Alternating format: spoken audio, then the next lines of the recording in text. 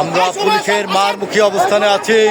পুলিশের সঙ্গে সম্পূর্ণ মুখোমুখিভাবে আমরা দাঁড়িয়ে আছি রাজপথে, যমুনা অভিমুখে আমরা গিয়েছিলাম। সেখান থেকে আমাদেরকে এই পুলিশই আহত করেছে, আবারই আমাদেরকে এই পুলিশই আবার পিছন থেকে ধাওয়া করছে।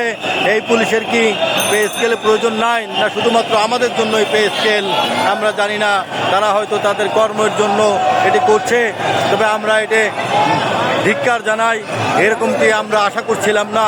পে স্কেল শুধু আমার নয়, পে স্কেল সারা বাংলার মানুষের জন্য। পে স্কেল শুধু আমার নয়, পে স্কেল সারা বাংলার যে কটা আইন শৃঙ্খলা বাহিনী আছে সবার জন্য।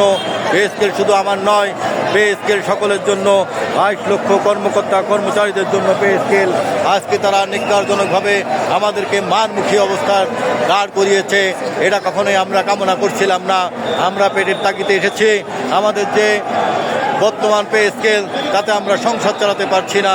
বর্তমান যে পে স্কেল তাতে আমরা চলতে পারছি না। আমরা ছেলে মেয়ে নিয়ে অত্যন্ত দুঃখে আছি। সেজন্যই আমরা এখানে এসেছি। আমাদের এটা ঠিক না। এই সাউন্ড গ্রেনেড মেরে দিল আমার সামনে একটা সাউন্ড গ্রেনেড মেরে দিল। এটা ঠিক নয়। যেটি আমরা আহত হয়ে গেছি, আমার গায়ে লেগেছে, সাউন্ড গ্রেনেড আমার গায়ে লেগেছে। এই যে দেখেন, সাউন্ড গ্রেনেড আমার সঙ্গে মেরে দিল।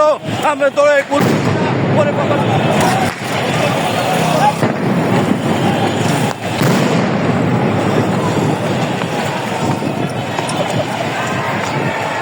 বাকরুদ্ধ হয়ে গেলাম।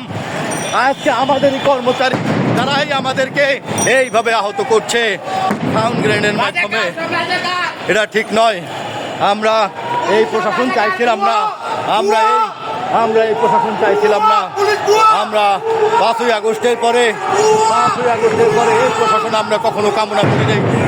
এই প্রশাসনকে আমরা কামনা করিনি। আমরা ধিক্কার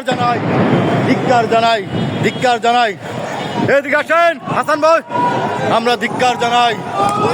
আমার পায়ের কাছে গুলি এসে পড়েছে, তারপরও আমরা মাঠ ছাড়ি নাই।